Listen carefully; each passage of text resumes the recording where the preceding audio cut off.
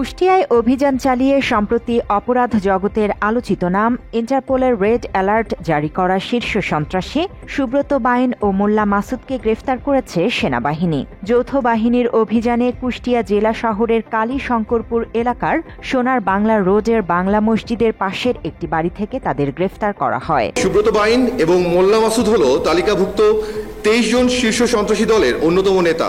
লন্ডনে অবস্থানরত আল জাজিরার অনুসন্ধানী সাংবাদিক জুলকারনাইন সায়ের সামাজিক যোগাযোগ মাধ্যম তার নিজের ভেরিফাইড ফেসবুক পেজে একটি পোস্ট করেছেন। ফেসবুক পোস্টে তিনি উল্লেখ করেছেন, 2001 সালে বিএনপি সরকার ক্ষমতা নেওয়ার পর আইন শৃঙ্খলা পরিস্থিতি নিয়ন্ত্রণের জন্য বাংলাদেশের 23 জন কুখ্যাত শীর্ষ সন্ত্রাসীদের তালিকা তৈরি করা হয় এবং তৎকালীন প্রধানমন্ত্রী খালেদা জিয়ার নির্দেশে স্বরাষ্ট্র মন্ত্রণালয় শীর্ষ 23 অপরাধীকে ধরিয়ে দেওয়ার জন্য পুরস্কার ঘোষণা করেন।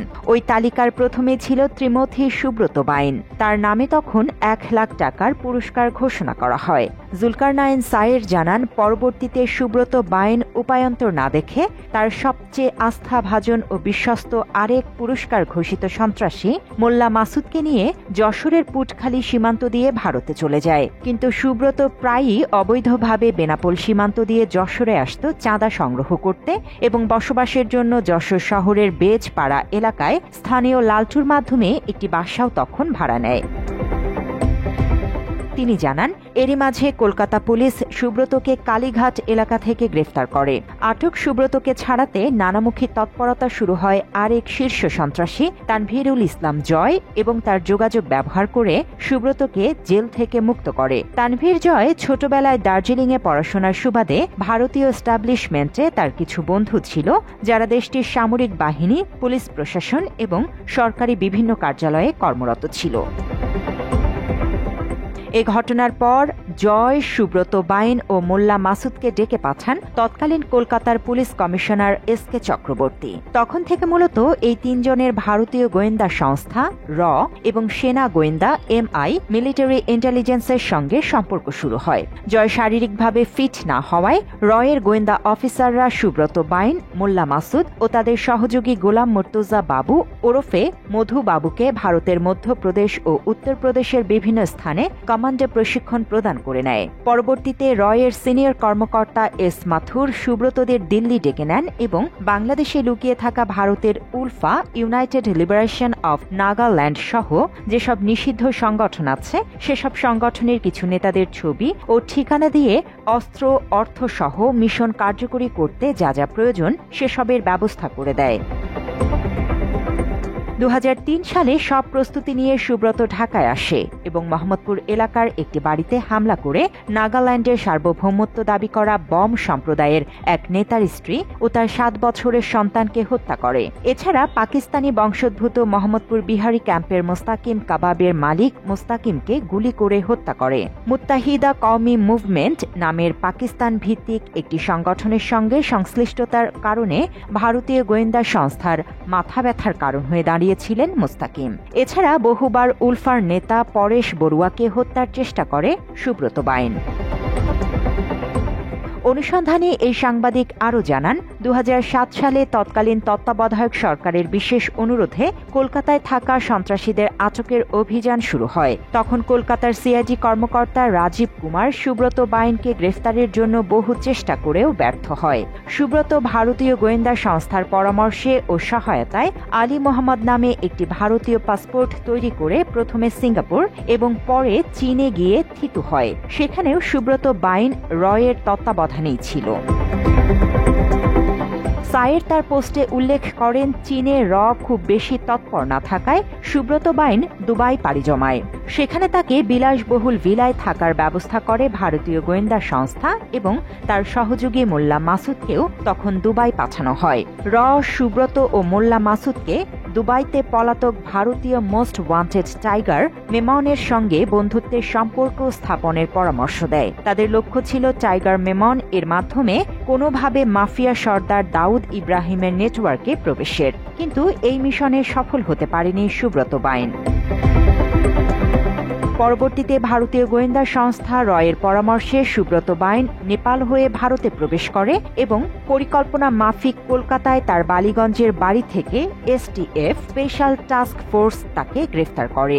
2023 সালের ফেব্রুয়ারি মাসে কলকাতা এসটিএফ সুব্রতকে প্রেসিডেন্সি জেল থেকে বিশেষ ব্যবস্থায় বাংলাদেশের সিলেটের জৈন্তাপুর সীমান্ত দিয়ে র্যাবের কাছে হস্তান্তর করে। তাকে নিয়ে আসা হয় র্যাব সদর দপ্তরে এবং তার সঙ্গে দেখা করেন তৎকালীন স্বরাষ্ট্রমন্ত্রী আসাদুজ্জামান খান কামাল, সেনা কর্মকর্তা জিয়াউল আহসান ও পুলিশ কর্মকর্তা মনিরুল ইসলাম। সুব্রতকে নতুন লক্ষ্য দেয়া হয় এবং বলা হয় এই কাজ সফলভাবে করতে পারলে তাকে পরিবারসহ কানাডায় স্থায়ীভাবে থাকার বন্দোবস্ত করা হবে। সুব্রত প্রস্তাবে রাজি হলে তাকে জিয়াউল আহসানের তত্ত্বাবধানে র্যাব কার্যালয়ের ভেতরেই একটি কক্ষে রাখা হয়।